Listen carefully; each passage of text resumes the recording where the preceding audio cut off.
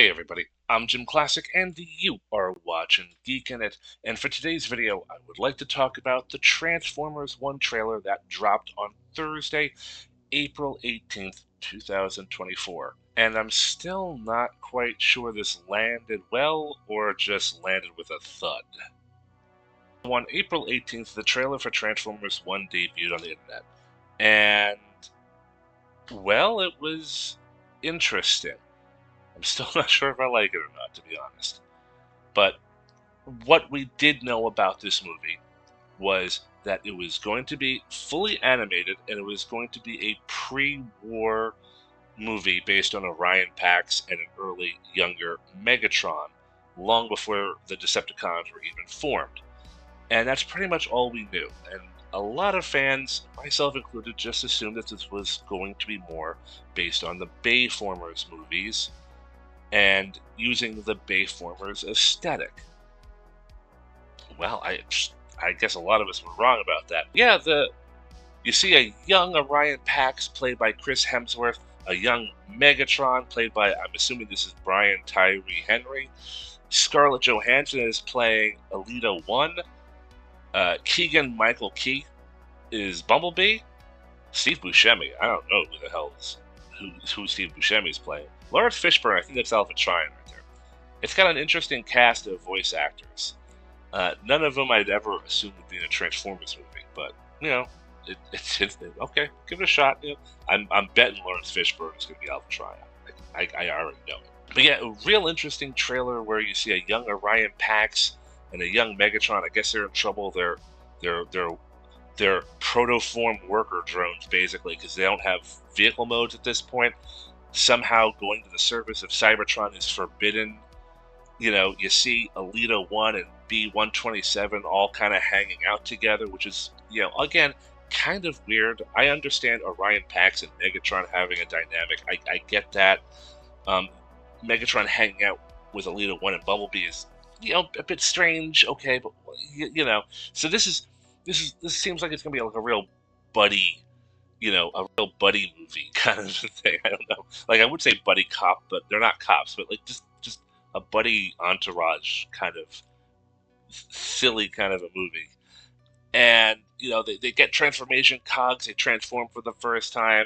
I guess Megatron seeds the idea of a revolution. I don't really know. But, you know, the aesthetic was very interesting. I don't hate the designs. The designs look pretty cool. The designs looked kind of good, I gotta say. It just looked very Disney-fied in some ways. Like, I like the designs, but I think a Disney art director was somehow, you know, hired for this movie in some way, shape, or form. Let's head on over to the comment section of Paramount Pictures' YouTube page. But before I do that, what is this weird interaction with Brian Henry and Chris Hemsworth at the beginning of the trailer? It just seems like very unscripted, and it looks a little uncomfortable. I don't know who thought to put that in there. I don't know. It was weird. And as you can see, I've disliked it. I'm not going to lie. I've disliked it. I don't like this trailer. But we'll go to the comments section. All right, let's see. I understand why some people are complaining, but I'm glad we're getting a Transformers movie without humans. Laughing emoji. Okay, fair enough. Orion. Megatron is beyond reason, but he is of Cybertron, and he's my brother. Alita 1. He killed 80 Autobots in 2 days. Orion. He's adopted. That sounds like the type of joke we're going to see in this movie. Peter Cullen. Battle-hardened Optimus Prime who never gave up. Chris Hemsworth. An Optimus Prime before the ball bearings dropped. The runaway scene was like the Woody run from Toy Story. Yeah, okay, I kind of got that vibe. Okay, I can see that. No matter what happens, at least we can say for the first time there's no friggin' humans in a theatrically released Transformers movie. Okay, fair enough.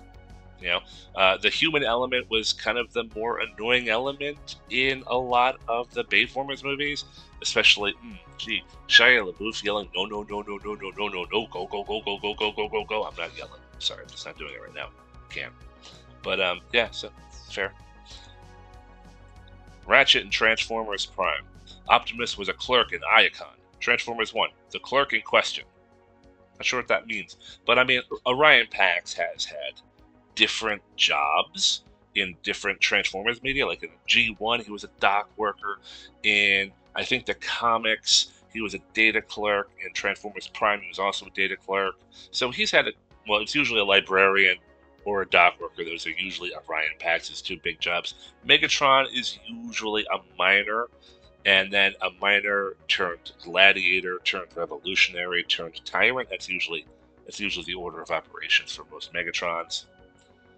Let's see. Before they were Transformers, they were Badassatrons. Okay, I'm not gonna lie, that was a really forced joke in the trailer. All right, Bumblebee trying to name himself Badassatron and having Frank Welker do the voice for that. I cringed. I'm not gonna lie, I cringed. That was not that's not going to be a good use of Frank Welker, even if he's not going to be Megatron. Which, okay, you know, you want a younger voice to play Megatron. Okay, fine. You know, it's a prequel or something. I don't know. You don't want to use Frank Welker. That's fine. Wasting him like that for Badassatron? No. Can we just not do that? No lame jokes, please. God, no lame jokes. Classic character designs, 80s style corniness, taking place on Cybertron with no human BS, plus Pixar alumni is making this. I'm sold. Pixar alumni is making this? Well, that could explain a few things. I never thought that we would get a lighthearted Transformers film, and here we are. yeah, okay. No one going to talk about how this is the first Transformers movie to have Megatron in 7 years. That is also true. Bumblebee didn't have it, and neither did Rise of the Beasts, which I don't know why. We should have gotten Predacon Megatron in Rise of the Beasts. Why it didn't happen, I do not know. There seems to be mostly positive comments here in the YouTube section. I'm seeing a few jokes here and there. I'm seeing some barbs here and there, which is fine, you know. But it's mostly seems positive. I might not feel as optimistic about it, but there does seem to be some goodwill going on here, which is, you know, fine. Just to mix things up a little bit, I'm also going to go to the TFW 2005 forums and, you know, see if we get the same type of energy there. You never know, I might.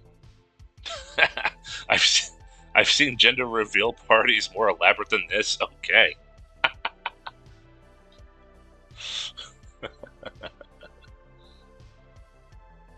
Ouch, a huge waste of money for another inevitably terrible movie. Yay. Okay, well, I have a feeling this person's not gonna buy a ticket. Some of the things that I did like about the trailer were the animation, for example. Yes, in my opinion, it was a little Disney-fied for my liking, but, you know, you got to see some cool robot details. It was like a mix of like a G1 and maybe like IDW with a little bit of rescue bots thrown in there. It was an interesting merging of design elements, in my opinion. Like, you know, you got the G1 looks. You can recognize every character who is a G1 character. You also got some cool robot details in there that you would see, like maybe in Transformers Prime or whatever, or that stylistic look and a little bit of IDW in there. So I got that look, and then you got like I think some of the robot heads were a little bit bigger than they should be, like kind of like rescue bots. So they had like the look and the simplistic design kind of married well without any Bayformers aesthetic, which, okay, you know what, however this movie's going to go, good or bad, I'm kind of glad we're going to see a theatrical Transformers movie which doesn't have Bayformers elements in it. I'm sorry, if you like Bayformers, that's fine. I'm not a fan. I'm not a fan of that. So the trailer did make me laugh a little bit, alright? Bumblebee running away at the Quintessons. Got a chuckle. You know, Megatron is like, what's with the jetpacks? And he starts flying. Takes off or whatever. Okay, there were some elements in it that was, you know, it was funny. Some of it was good. I got a laugh out of it, I have to admit. Another thing I liked about the trailer was the potential. This could be Hasbro's way to introduce younger kids to Transformers. And I'll go into that later, but like, you know, a parent bringing their kid to see their favorite movie series or something. Like this movie could be that bridge to connect two generations together of parent and child. I think that's the potential that this movie trailer kind of portrayed to me. And there are some things I didn't like, and I am totally about to contradict myself here because I think the movie trailer was also too kiddie as well. Like, yes, Transformers is a kid's franchise. I mean, I'm a 43-year-old man. What can I say? But I have grown up with Transformers. I have been a Transformers fan probably since I was about 4 or 5 years old. And I've grown up with Transformers. And in some cases, Transformers has also grown up with me. You know, G1, as fun as the G1 cartoons are, they are the G1 cartoons, flaws and all. Beast Wars, it was in my teens, and Beast Wars was a more mature series. Beast Machines, whatever you think about Beast Machines, was way more mature than Beast Wars. And in some cases, so Transformers did grow up with me in several steps. Took a few back steps with Armada or whatever, but it's mostly grown with me in many ways. Like, take Image Comics Transformers series, for example. This is like, we're at issue number 6, I think, or issue number 7 right now.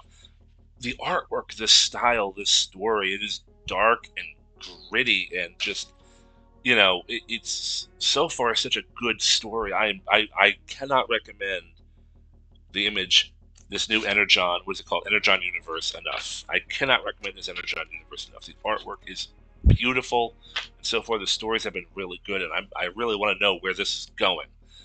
But by contrast, this movie is light and kiddie for maybe 6-year-olds.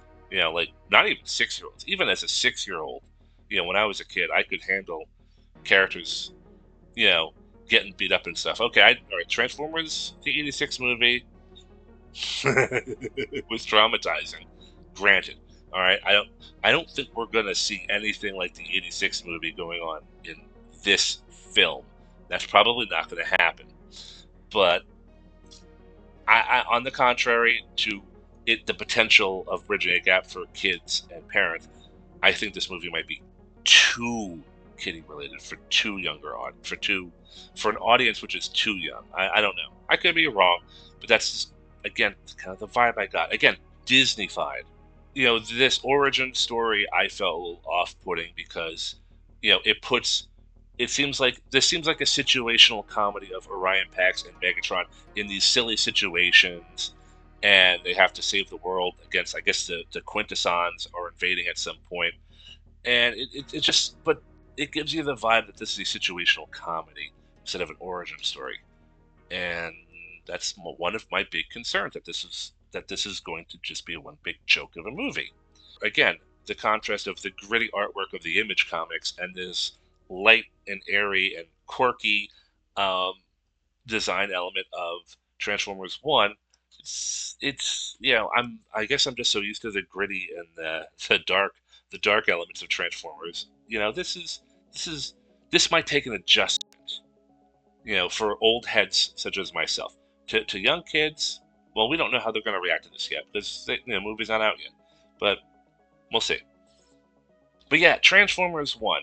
This movie definitely struck me as, Disney-fied. It's like Pixar meets Rescue Bots meets Guardians of the Galaxy, with Orion Pax and Megatron and Elita 1 and Bumblebee all teaming up. And I guess I saved Cybertron, from the Quintessence in this movie. And this movie's probably going to be like a Guardians of the Galaxy adjacent type movie. And a lot of us thought that this was going to be tied to the Bayformers movie, but now I have no idea. Is this a prequel? Is this a reboot? Is this a standalone? Is this the beginning of a whole new Transformers timeline? I don't know.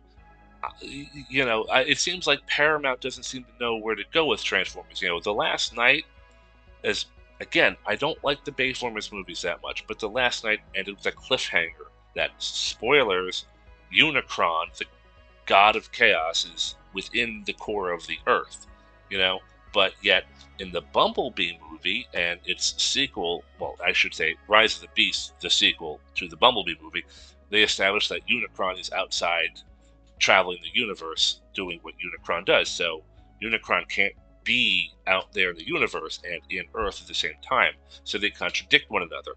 And now we have Transformers 1, which is a light and quirky Pixar movie, Pixar adjacent.